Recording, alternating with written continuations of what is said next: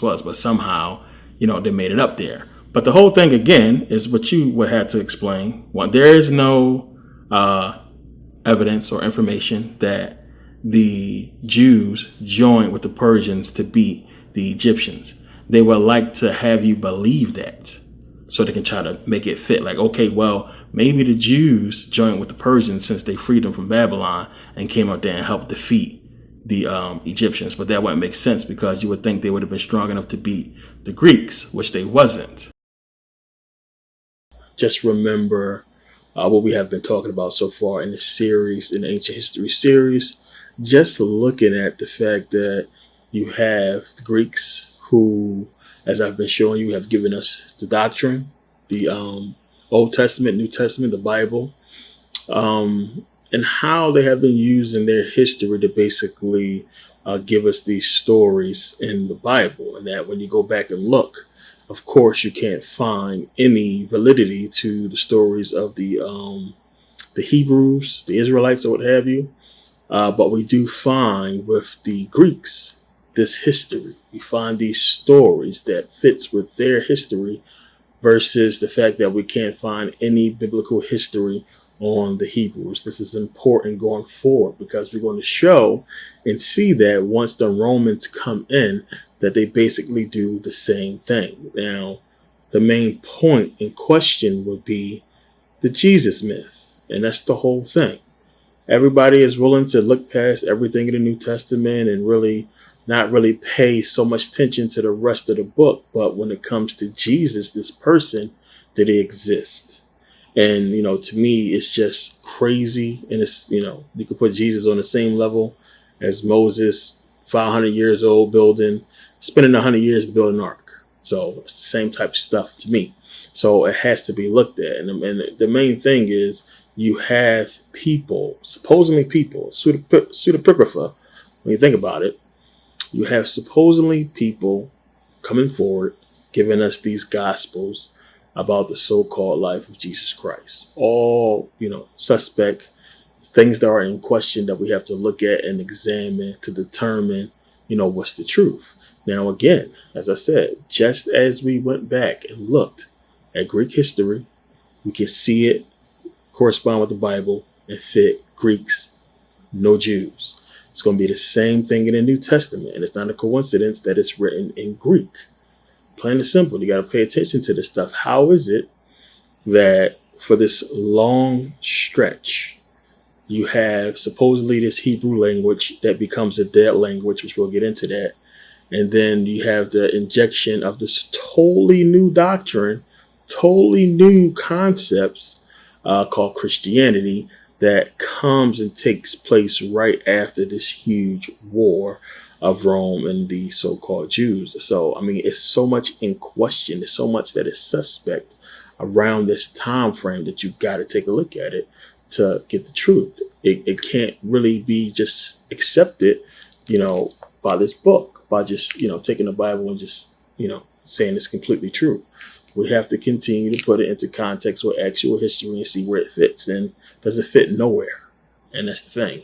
So we're going to start to dig into this and take a look. So now, talked about this in the previous video about how you had during this time. And we're talking about, right around the time before the War of the Jews.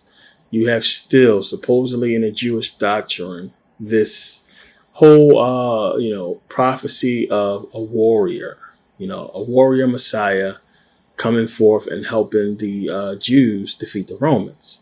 Because you have, according to their history, you have during this time the persecution of Jews, Jews being enslaved and Jews being basically, oppressed and, trying to live a normal life. They're being overtaxed by Rome and things are just, outrageous. So the Jews have repeated, skirmishes with the Romans to where you had a lot of young Jews rise up and try to take on the Romans and was defeated.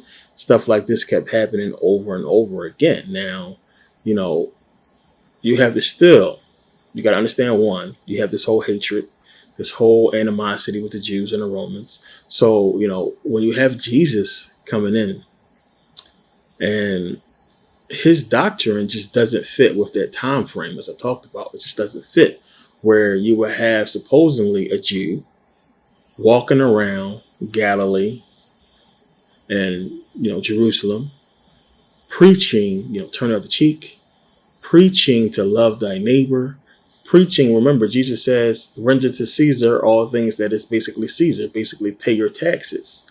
None of this kind of talk would have fit in with the Jews around this time. They would not have tolerated anybody talking like that. They probably would have thought that that person was a spy.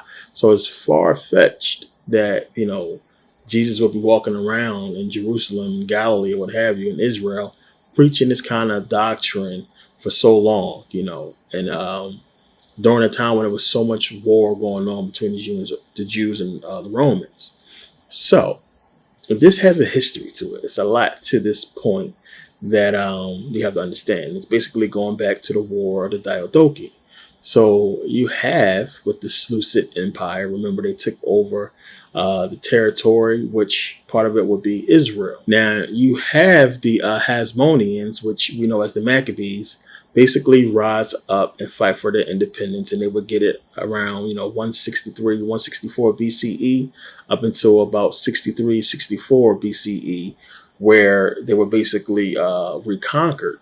Rome came in and took over and re-obtained those lands that the Greeks once owned. And Rome took over, and all the fighting, everything that the Maccabees, the Hasmoneans, or what have you, done been through, all the fighting was basically, for naught. They had to basically start over again and deal with a whole new, even worse regime than the Greeks. So, Rome came in, took over, and basically set them back. And they was dealing with the oppression of Rome, since then. So now, who was in Israel around this time still? This is the 2nd century BCE. You still have a lot of Africans in Israel. You have a mixed group now, because during this time you had a lot of Edomites or Arabs coming in to Israel, coming into those lands.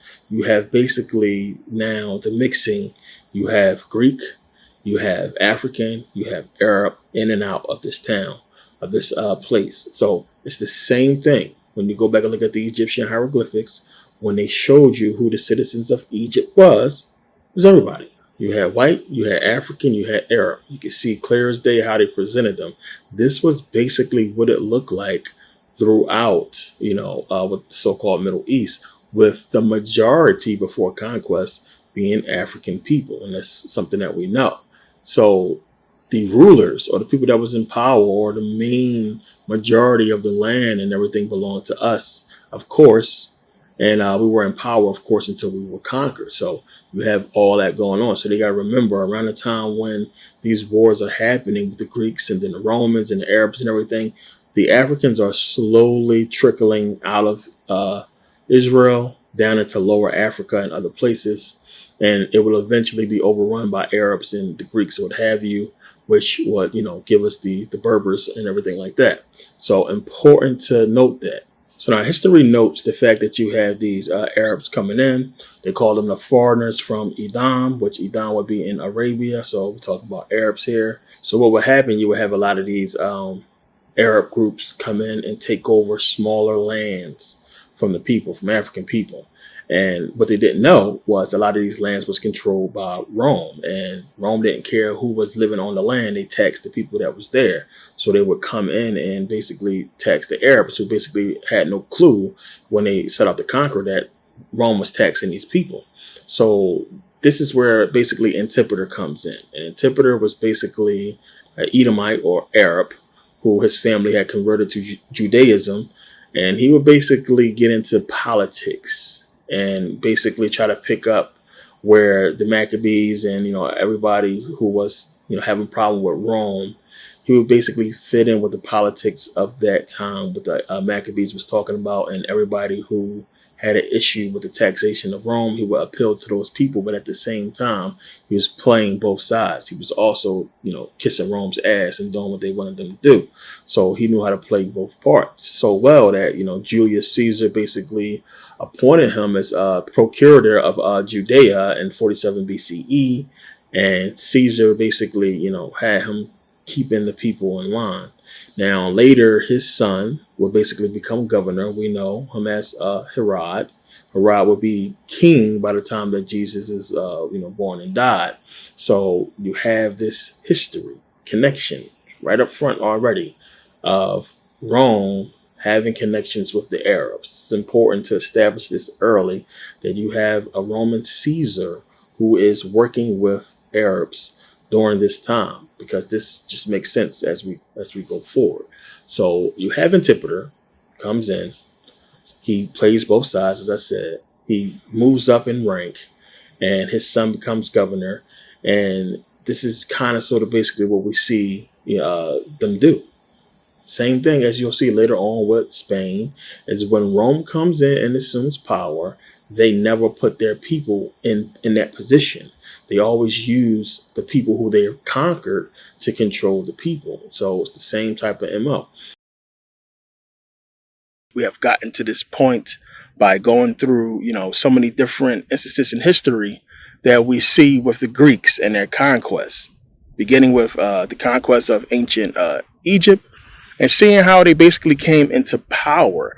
And, more than most people, when you look at this series, I have given you a good, comprehensive review and, probably an accurate history of what happened to the ancient Egyptians. And I consider it to be more accurate than most of the stuff that's out there. A lot of people is not really talking to us about what took place and how the Europeans came into power, of course, because they don't want to admit, exactly what was done to us.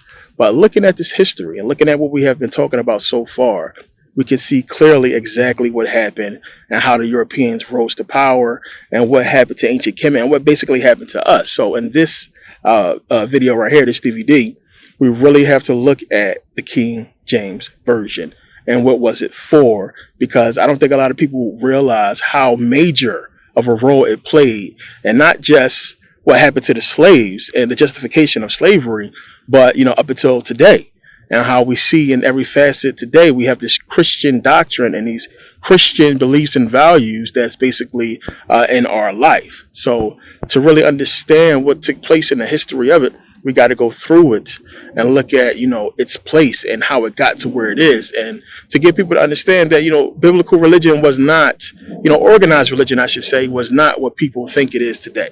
It's a lot of fighting going on. It's a lot of people who did not agree.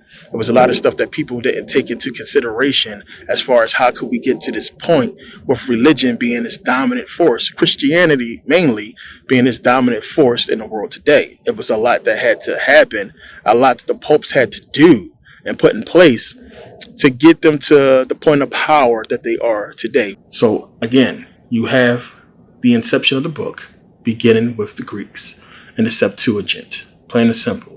There's nobody nowhere that can prove anything prior to that as having a biblical manuscript before this point. And it was given to us by the Greeks. So that's laid out. That's another thing that is established. So now we got to move forward and look at that history as I already talked about. We're not going to go into all that and really get up to the point where everything is starting to really, take place, where you have Rome basically coming in and conquering, and then you have them basically continuing Hellenization for a very important reason. Now, we know that reason was because of control, power. They had so many people under this influence of this religion that they continued that and the spreading of it, plain and simple. So again, you just ask yourself the simple, basic question. If Hellenization, because you're going to have this argument, if Hellenization was about the Greeks spreading all this, Zeus religion and, all this Greek mythology religion or what have you, how come it didn't stick throughout, any of these countries? In fact, you have Judaism that did stick because this is what they were spreading and not Egyptian or Greek mythology, I should say. So they continued it to keep the power going, to keep that going, because they had their own plans, obviously. And the reason why we have Christianity later, as I said, is because it backfired with the whole war, the Jewish war. So it's not a coincidence that we have the Greeks and the original Torah written in Greek, not Hebrew. As I said, we never found the Hebrew Torah or what have you. So we have that in Greek with the Septuagint, as well as the Old Testament, New Testament being in Greek as well because of the Greeks.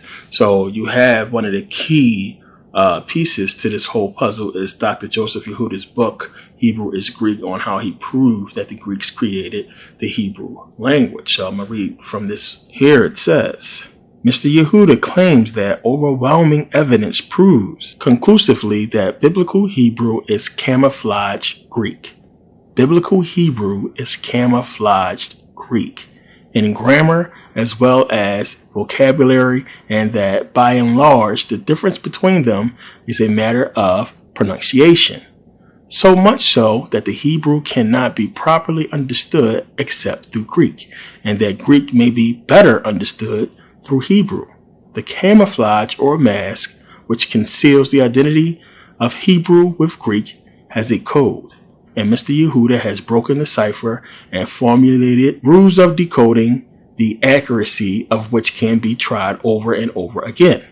And that means when you keep doing it, it's going to keep giving you the same result. Stripped of this camouflage and allowing for differences of pronunciation, the words of both languages reveals their identity with each other. And the result, many obscure words and puzzling passages become clear, and the biblical vocabulary is vastly enriched.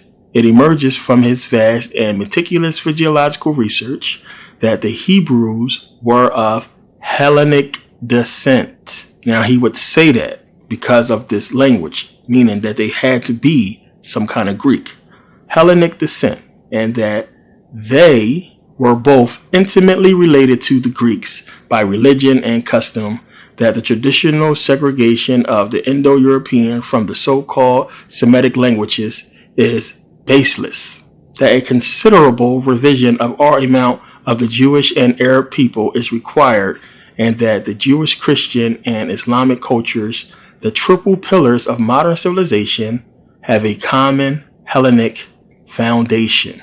And as I said, he has also proven that Arabic as well was created by the Greeks. Clear as day, their foundation begins with Greek. And one of the things, I've been talking about this book for years, and if you have a copy, you're lucky because they are gone.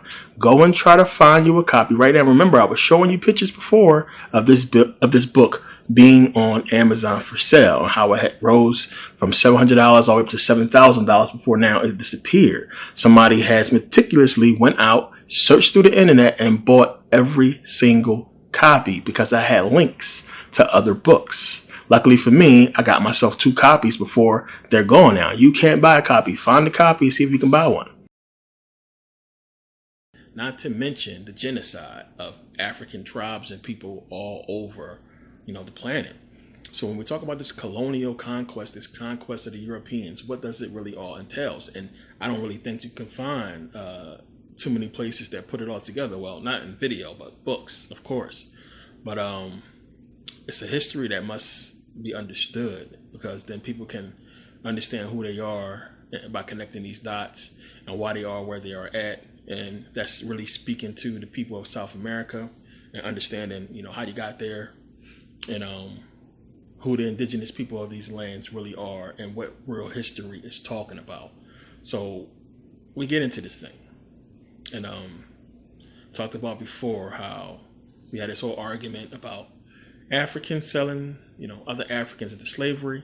And I showed you guys, if you are a member of Merkabah Academy, I put the video up there about King Barobansu, who the Dutch cut his head off because he wouldn't sell out to the Europeans and sell people into slavery. This is what happened. So when people talking about us selling each other into slavery, as I said this before, they don't understand. These kings, these rulers were forced to do so. They were forced to go and hunt down their enemies and enslave them, or risk their own people being enslaved, so on and so forth.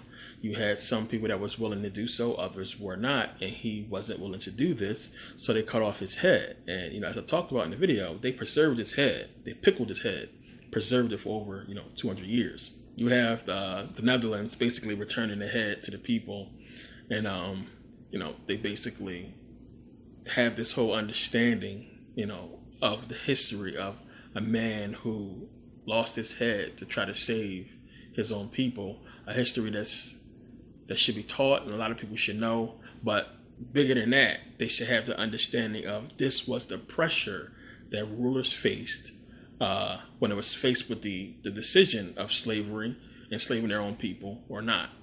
But we get into this history.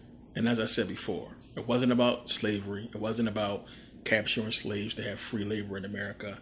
This was about conquest. This was about conquest, one, and hiding every facet of African intelligence, sophistication, accomplishments, and everything that we did back in the ancient world, completely destroying all of that, getting rid of all information, all knowledge of what we did and what we were able to do before the rise of the European powers. And this is what they have effectively done. So let's start with Benin. Talked about Benin and the many hidden accomplishments of African people on YouTube. But it says here, at the end of the 13th century, when the first European travelers encountered the great Benin city in West Africa, present Nigeria, he wrote, "The town seems to be very great. When you enter it, you go into a great broad street not paved, which seems to be 7 or 8 times broader than the Warmost Street in Amsterdam. The king's palace is a collection of buildings. There are numerous apartments for the princes, ministers, and fine galleries, most of which are as big as those on the exchange in Amsterdam. The town is composed of 30 main streets, very straight and 120 feet wide. The houses are arranged in good order. These people are in no way inferior to the Dutch as regards cleanliness. They wash and scrub their houses so well that they are polished and shining like a looking glass. But sadly, in 1897, Benin City was destroyed by the British forces under Admiral Harry Rawson. The city was looted, blown up, and burnt to the ground." Now, one of the things you'll see as we go through this, and you'll see if you've been digging through history, they made it a primary objective, a main point, to destroy everything, burn down the cities completely, destroy it, blow up what they could, reduce it to rubble. As I've shown you guys, a lot of the ruins still remain, but to make it as if these people, they had no cities. It wasn't as beautiful and marvelous as we just read, that these people just had nothing and they buried cities. Like, it's so much hidden in Africa that a lot of people don't understand. That's underground, and the people who have the knowledge of it is dead and gone.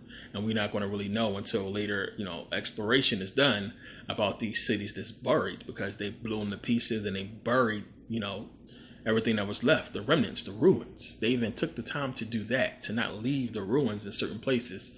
And it's far from them coming in and wanting for slaves to come to America or go to Europe and do, slave labor. It's deeper than that. They wanted to completely hide anything that showed sophistication and education from African people that predates them, which is what, we've seen in Africa. But let's look at this Admiral Sir Harry Holdsworth Rawson. It says, that's one over here real quick. It says, Admiral Sir Harry Holdsworth Rawson was a senior officer in the Royal Navy. He is chiefly remembered for overseeing the British Benin expedition, and this is how they call it, the expedition, the damn expedition, it's genocide, of 1897 that burned and looted the city of the Kingdom of Benin, now in Nigeria.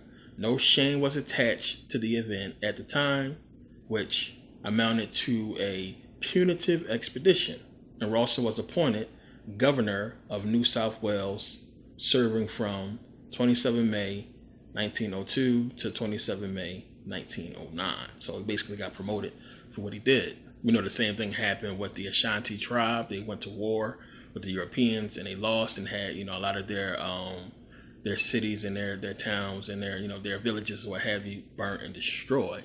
But we see this with Harry Rawson. We know about King Leopold and the whole thing with the Congolese people in the Belgian Congo. He killed over 10 million African people. 10 million Africans. He's credited with this, and it's something that that's just known. Over 10 million people. I mean, that's enough people to fill every NFL stadium in America 3 times. And think about that. Every single NFL stadium, you can fill it 3 times. That's how many people this man killed. You also have General von Trotha, who is responsible for the Namibian people's genocide of the Herero tribe. These people went to war with him from 1904 to 1907, and they lost once, of course, they came with the guns, and it was a complete massacre after that. But we have, 3. We can keep going down the line with this.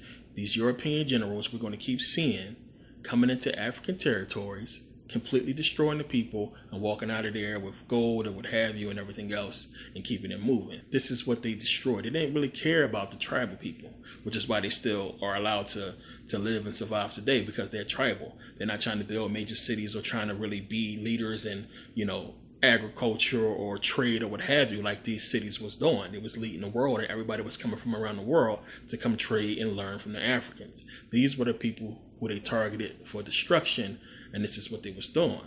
But then we understand what happened with the Tasmanian people. Now, a lot of people don't know that whole story, but you had for a long time, Tasmanian people been around for 40,000 years. And once the flood happened, it was a flood that basically brought a lot of sickness to the Tasmanian people, and their numbers started to decline. Their numbers started to go down. And the land it was on, the island of Tasmania, they wanted the land, of course. They came in there, they were trying to get it for a long time, and they was wiping the people out before they admit. But you had, in 1833, George Augustus Robinson, who was sponsored by Lieutenant Governor George Arthur. So George Robinson seen that, the Tasmanian people numbers basically went down to like 200. And they wanted the land so bad they didn't want to wait till these 200 people died or try to kill the last remaining 200 people. So he basically got funding. And he took the 200 people from Tasmanian Island to northeast of Tasmanian Island to a small island called Flanders Island or something like that. Flinders Island.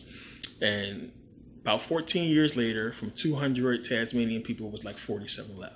Then 45 of those people died, and it was 2 left that they transferred to Oyster Island, where they later died. So you had the complete genocide. These people wiped out so that they can take the island of Tasmania from these people. Now, the reason why they agreed to basically follow, this general was because he was a preacher. He was a religious person. It was somebody who they knew, they was familiar with, that they let come in. And once people started dying off, they didn't really understand. It probably was, chemical warfare, or they released some kind of, sickness onto the people, and they started dying off.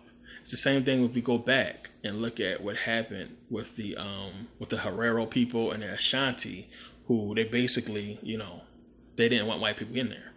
And they were still naive about it because you had white people coming in who was peaceful and was helping out and was teaching, but they didn't realize that they was, infiltrators. So now when we look at the world, when we look at history, most people are in agreement that something is wrong. Something is not right about the history, as we know it. And as we went through in Ancient History series, we can see why that things have been changed in the favor of the conquerors, and our accomplishments and the people who are the original man, our rulership, our kingdoms, everything that we was before them has been, hidden. But, we look at this reality, we got to realize that reality, the society, the way that it is today, has been shaped to be this way. It was shaped to be exactly what it is, to be basically in opposition to real freedom. If you look at everything, true freedom is a farce. True freedom don't really exist because we have all these statutes and codes and laws and rules, which is understandable in a society because you got to have laws and rules. But these things are stuff that's beyond, normal laws. These laws and codes and statutes are specifically designed to limit true freedom. And the entertainment is designed to basically destroy spirituality. And this is what's going on. So, if you think back in the day, as I always talk about, the people were much smarter back then. We have our Steve Jobs and our Zuckerbergs and Bill Gates and what have you, and a lot of the smart people of the 20th century who, when you really pay attention, a lot of the stuff that they invented and brought out possibly was stolen or it pre-existed, and it just was the time for it to come out. But no matter how you want to slice it, it was created within a system, a structure that was designed to be what it is, to be exactly what it is, to whatever comes out of it is fine because it's controlled. You understand what I'm saying?